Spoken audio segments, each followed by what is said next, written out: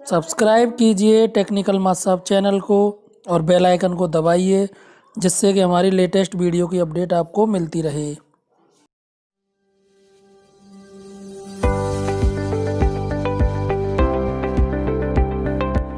सभी शिक्षक साथियों को मेरा नमस्कार। साथियों, आपका एक बार फिर से स्वागत है आपके ही अपने YouTube चैनल टेक्निकल मास्टर पर। साथियों, आज इस वीडियो में हम निष्ठा प्रशिक्षण के मॉड्यूल कोविड-19 परिदृश्य विद्यालयी शिक्षा में चुनौतियों का समाधान में पूछे गए सभी प्रश्नों को देखेंगे। इसमें गतिविधियों को भी शामिल किया गया है। साथियों, मैंने इस एक वीडियो में दोनों गतिविधियों को और प्रश्नोत्तरी भाग को शामिल कर दिया है। गतिविधि 1 को शुरू करते हैं। महामारी के दौरान एहतियात, सत्य या असत्य हमको इसमें चुनना है। छींक आए तो साड़ी का पल्लू या गमछा का उपयोग करें, क्योंकि यह आपके हाथ से आपके नाक, मुंह या आँखों में स्थानांतरित हो जाएगा। तो ये सही बात है बिल्कुल।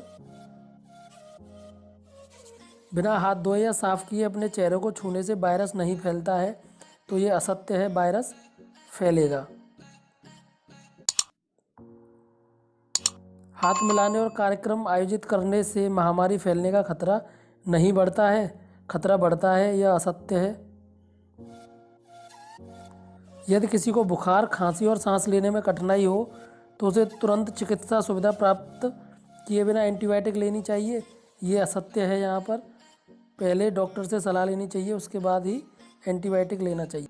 कोविड-19 के दौरान एहतियात के तौर पर विविध मास्क पहने, ये असत्य है। यहाँ पर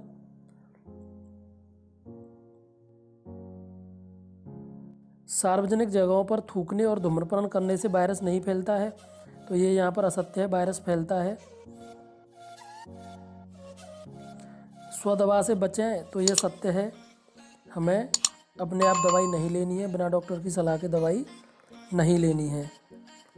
अगर कुछ भी खरीदने के लिए घर से बाहर जा रहे हैं तो अन्य लोगों को संक्रमित करने से बचने के लिए मास्क पहनें। अब बाहर जाते समय नाक और मुंह ढकना अनिवार्य है, ये सत्य है। किसी को घर पर रहकर स्व अलगाव करना चाहिए यदि वे अस्वस्थता महसूस करना शुरू करते हैं, भले ही सिर दर्द, कम ग्रेड बुखार या इससे ऊपर और हल्की बहती नाक जैसे हल्के लक्षण हों, तो ये सत्य है। यहाँ पर क्वारंटीन में चले जाना चाहिए। उपयोग किए गए महीन कपड़े, कागज़ का तुरंत निपटान करें, क्योंकि बूंदें वायरस को फैलाती हैं, यह सत्य है।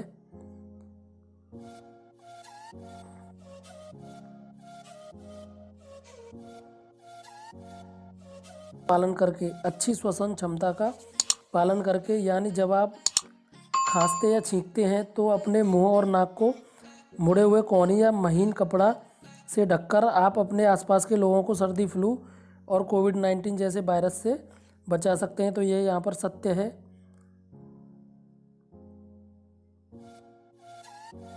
आइए हम गतिविधि 5 को देखते हैं। अपनी समझ को परखें। यहाँ पर हमको सत्य या असत्य बताना है। बच्चे को अपने निजी परिवहन का उपयोग करने के लिए प्रोत्साहित किया जाना चाहिए, तो ये सत्य है।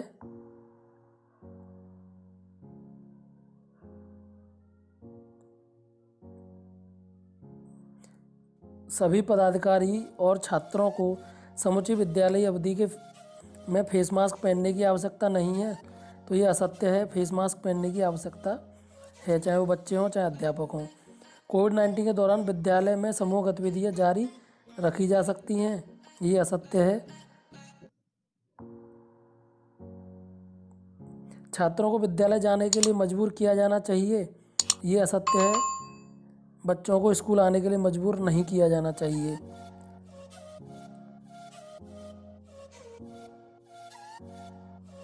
एक छात्रावास भोजनालय के समय को एक बार में छात्रों की भीड़ से बचने के लिए क्रमबद्ध किया जा सकता है, यह सत्य है।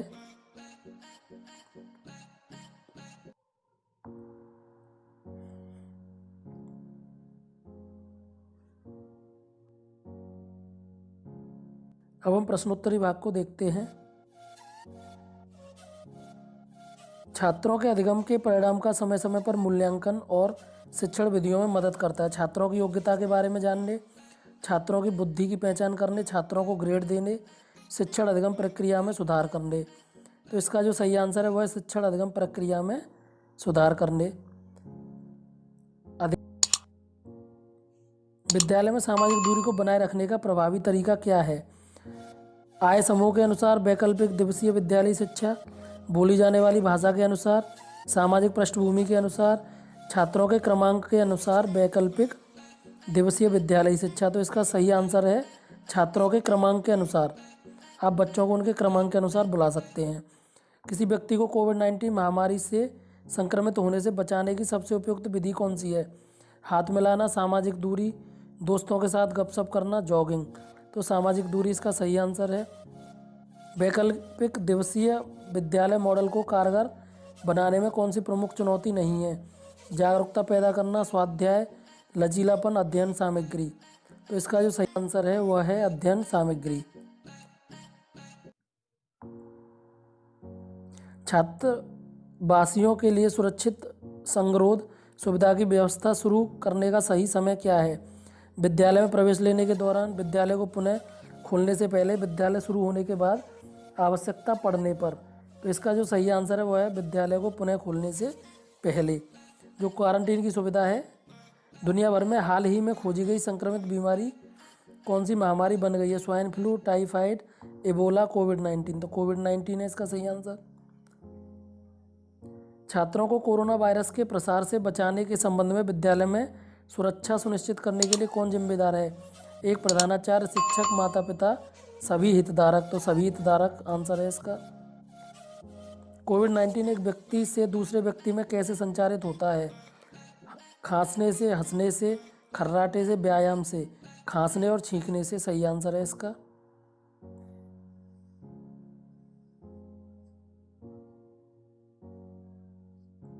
महामारी की अवधि के दौरान छात्रों के मानसिक कल्याण के मुद्दों को संभालने के लिए सबसे प्रभावी उपाय क्या है? निजी शिक्षक, शिक्षक, डॉक्टर, शिक्षक परामर्शदाता। तो शिक्षक परामर्शदाता इसका सही आंसर है।